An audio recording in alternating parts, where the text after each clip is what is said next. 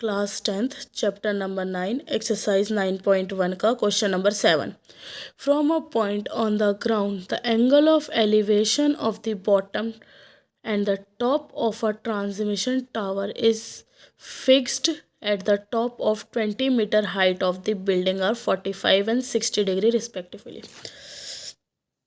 क्या कह रहे हैं, एक ग्राउंड से एक एक बिल्डिंग है, ठीक है, 20 मीटर की, और उसके ऊपर एक टावर लगा हुआ है, ठीक है. उन दोनों की से एक एंगल ऑफ एलिवेशन बनता है. बिल्डिंग का तो बन रहा है 45 और जो उसका है टावर का है वो बन रहा है 60 डिग्री. ठीक है, दो एंगल ऑफ एलिवेशन है.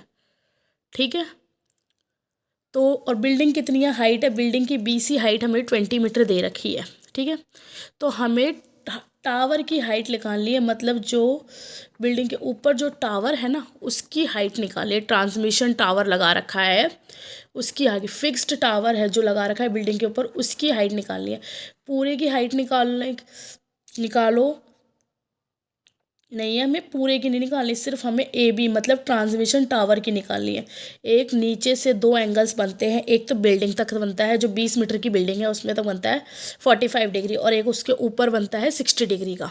ठीक है, तो हम क्या करेंगे, let BC is the height of building. BC जो है वो हाइट ऑफ बिल्डिंग ले लेंगे और AB ले लेंगे ट्रांसमिशन टावर की. ठीक है, D is the point of ground, ground का पॉइंट D ले लेंगे. In the right angle triangle, एक राइट एंगल ट्राइंगल कौन सा है,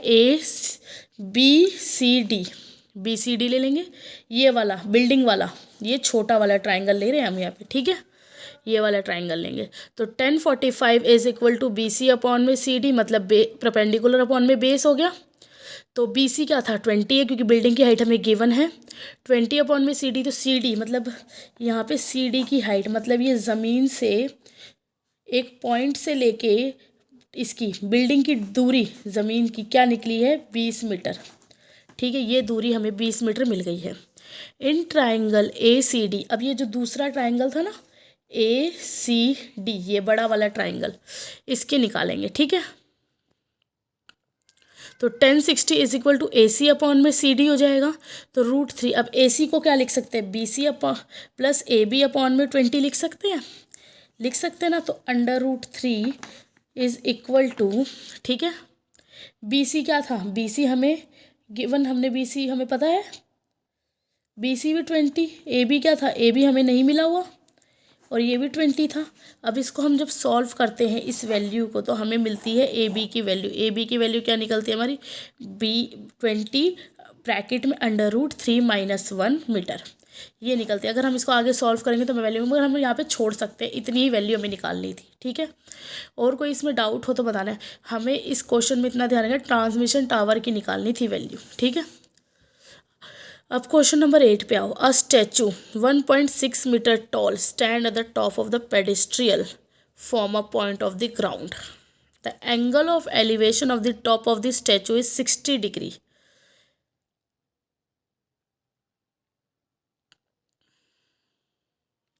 ठीक है, and from the same point the angle of elevation of the pedestal is 45.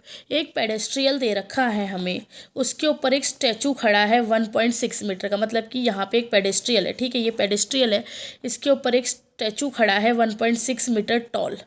ठीक है, ये बताया है हमें 6 मीटर टॉल के टॉप से, मतलब इसके टॉप से यहाँ तक एक 60 डिग्री का बन रहा है, और जहाँ पे पेडेस्ट्रियल के टॉप से 45 डिग्री, दो एंगल बन रहे हैं 45 और 60. तो हम क्या करेंगे, पहले हम दो ट्राइंगल्स ले लेंगे. एक बार हम लेंगे बड़ा वाला ट्राइंगल ACD वाला ले लेते हैं. हाइट हम पेडेस्ट्रियल की H मान रहे हैं, ये वाली BC जो हाइट है वो हम H मानते हैं, लेट कर रहे हैं. 1060 is equal to AC upon में PC. P एंगल एक हमने कॉमन पॉइंट मान लिया, ग्राउंड के पे से दो एंगल्स बन रहे हैं, एक 60 एक 45. 60 कौन सा बन रहा है, जो वहाँ पे हमारा टॉल स्टैचू का टॉप है वहाँ तक का, और पेडेस्ट्रियल के टॉप तक बन रहा है 45 डिग्री. ये ध्यान रखने, दो एंगल्स बन रहे हैं. तो इन ट्राइंगल ACP, ये पूरा ट्राइंगल ACP वाला 1060 is equal to AC upon में PC, P अपॉन में B जो था परपेंडिकुलर अपॉन में बेस, √3, 60 की वैल्यू क्या है 3, is equal to AB plus BC.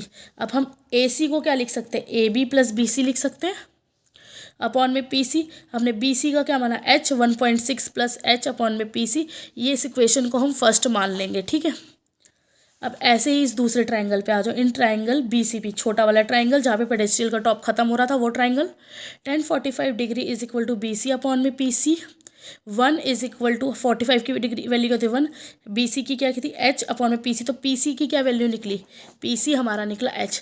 अब h की PC की जो वैल्यू है h, वो इक्वेशन फर्स्ट में पुट कर दो, द वैल्यू ऑफ h या value of PC in equation first, तो √3 is equal to 1.6 plus h upon PC, ये थी इक्वेशन, यहाँ पे हमने h पुट कर दिया तो ये 3h हो गया यहाँ से, तो ये वैल्यू आई 3h is equal to 1.6h, तो सीधी सीधी हम ये h को इधर ले गए तो √3h minus h is equal to 6, h को कॉमन निकाला, √3 माइनस 1 इज इक्वल टू 1.6, तो h की वैल्यू क्या आई 1.6 अपॉन में 3 अब नीचे रूट नहीं हो सकता वैल्यू निकालने के लिए, तो हम क्या करेंगे इसको मल्टीप्लाई करेंगे, ठीक है। जब हमने इसे मल्टीप्लाई किया h is equal to 1.6 upon में √3 माइनस 1, किससे साइन चेंज कर देते तो ये क्या बन गया a प्लस बी का होल स्क्वायर, तो 3 माइनस 1 हो गया यहाँ पे 6 माइनस 1, तो अब इसको इससे काटेंगे 0.8 आएगा, ठीक है। तो 0.8 ब्रैकेट में √3 प्लस 1 हमारी क्या आई वैल्यू आई h की, मतलब पेडेस्ट्रियल की हाइट आती है 0.8 √3 प्लस 1 मीटर, ठीक है। कोई डाउट हो तो मुझसे पूछ लेना आगे आप।